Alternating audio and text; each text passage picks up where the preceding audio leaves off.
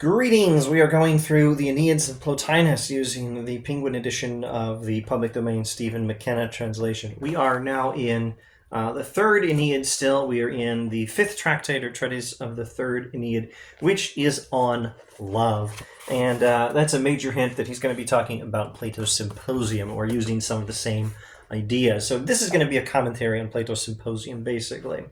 What is love? A god, a celestial spirit, a state of mind? Or is it perhaps something to be thought of as a god or spirit and sometimes merely as an experience?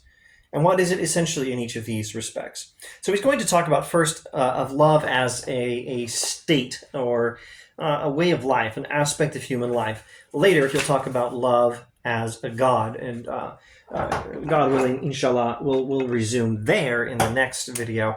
But for now, let's see what he says about the state of love, the experience of love, love as an aspect of human life.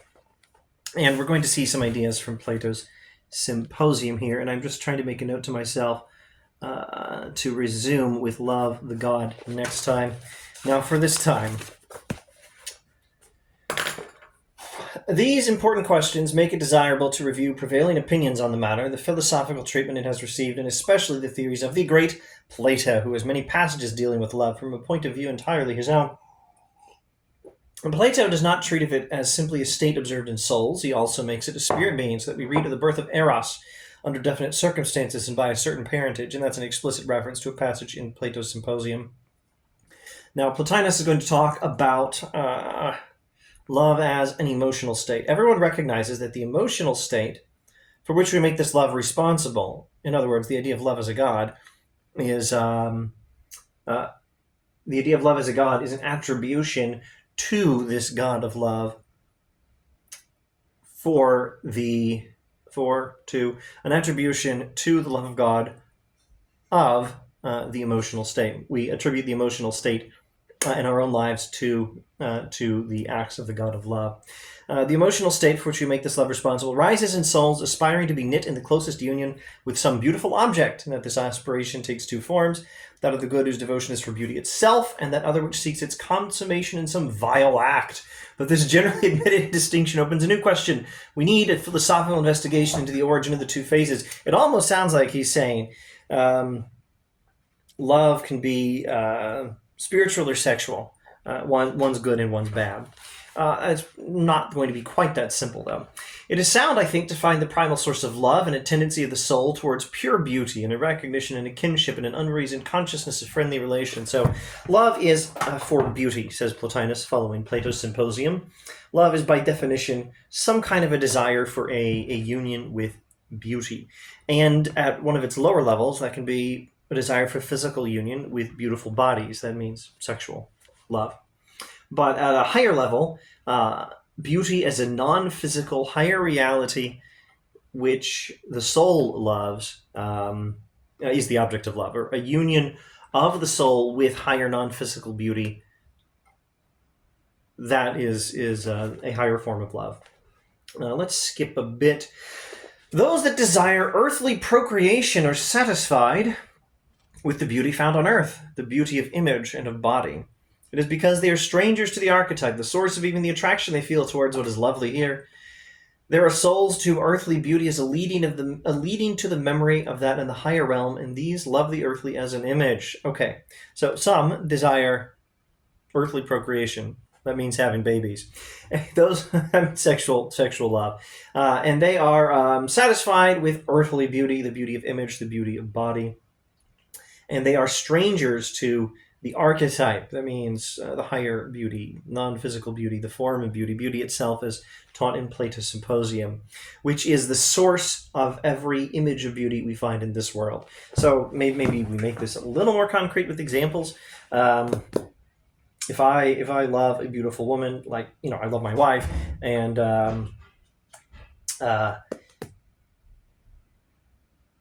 let's not say let's just say I do love my wife. I love a beautiful woman. I love my wife. And what's going on there? I am loving a mere image. She's just an image. Her beauty is just an image of beauty itself in the higher non-physical world.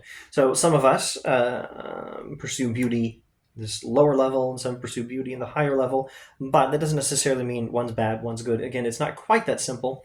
There are souls to whom earthly beauty is a leading to the memory of that in the higher realm, and these love the earthly as an image. So first of all, you can love earthly beauty and recognize it as leading the soul onward towards a beauty of, towards the beauty of higher non-physical reality, of beauty itself ultimately. You can recognize that imperfect beauty of particular things in this world is an effect of perfect beauty, universal beauty in the higher world, and you can let your soul be drawn onward through the love of lesser things to the love of the highest. And those that have not attained to this memory do not understand what is happening within them and take the image for the reality. Some people don't realize that. They think beauty itself is in the particular things in this world. So man loves his beautiful wife and thinks that's beauty itself, not just an image of ultimate non-physical beauty. That's his mistake. But Plotinus continues, once there's perfect self-control, it is no fault to enjoy the beauty of earth. So I think he says that's totally fine. It's not best, maybe, but it's totally fine. Where appreciation degenerates into carnality, there is sin. So there's a way of loving beautiful bodies that's okay, and a way that's not okay. And there's even a way that's okay, but not best, and a way that's okay and best, or at least much better. And there's a way that's not okay, a way that's okay, and then there's a way that's okay and still better. And then there's even better ways of moving beyond that sort of love entirely.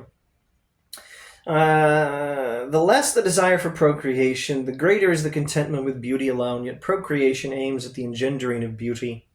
It is the expression of a lack. The subject is conscious of insufficiency and, wishing to produce beauty, feels that the way is to beget in a beautiful form. Let's not go over all the psychology here of beauty and love and sexuality and procreation, except to say having children and wanting to have children is an expression of a lack. It comes of knowing that you are limited, seeking some sort of fulfillment in some beauty outside yourself, and something, if not quite eternal, at least something that outlasts you, namely children. Where the procreative desire is lawless or against the purpose of nature, the first inspiration has been natural, but they have diverged from the way, they have slipped and fallen, and they grovel. They neither understand whether love sought to lead them, nor have any instinct of production. They have not mastered the right use of the images of beauty. They do not know what the authentic beauty is. So, here he's actually talking about homosexuality, which is against the purposes of nature. It is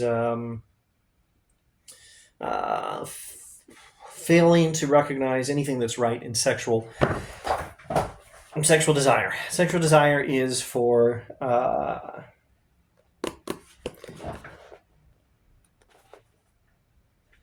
the engendering of beauty, for filling some lack, for procreation, for begetting in a beautiful form, for production.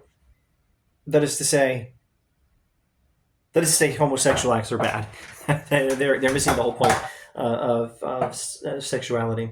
Those that love beauty of person without carnal desire love for beauty's sake. Those that have, for women, of course, the copulative love have the further purpose of self-perpetuation. As long as they are led by these motives, both are on the right path, though the first have taken the nobler way, etc., etc. Let me just summarize some of this.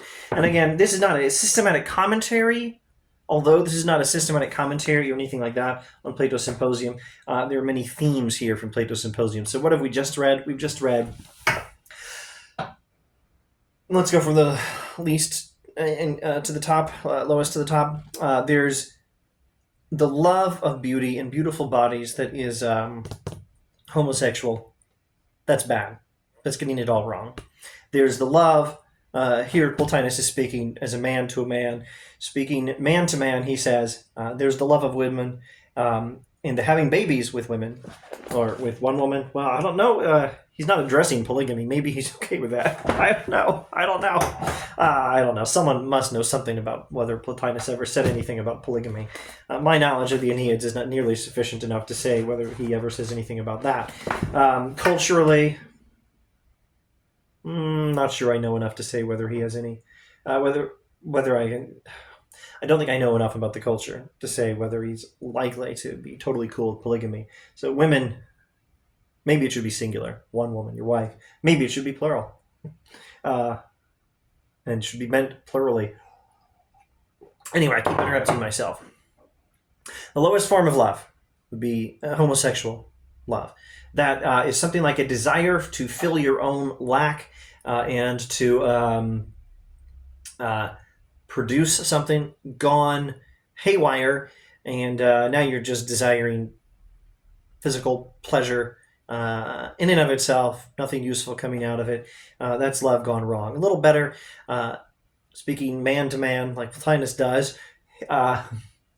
Love for women, or at any rate for one woman, your wife, and having babies with her, that's the same sort of desire, not gone haywire. And if you realize that, if you don't realize that her beauty is just an image of the beauty of ultimate non-physical reality, that kind of beauty, beauty itself from Plato's Symposium, if you don't realize that, well, you're at least on the right track, but you haven't gone very high.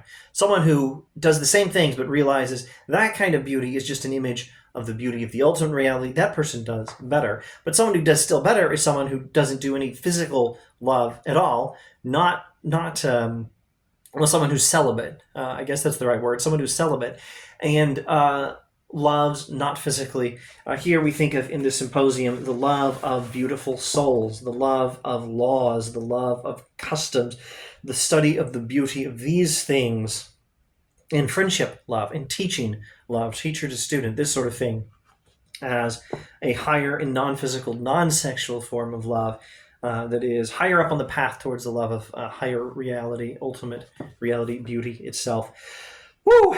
I'm going to end this video, immediately make a note to myself to not let this thing go on YouTube without, with the usual, no, nothing, nothing to report here. Talk too much about sex. There's something to report, and this video ain't meant for kids anyway. All right, thanks for watching.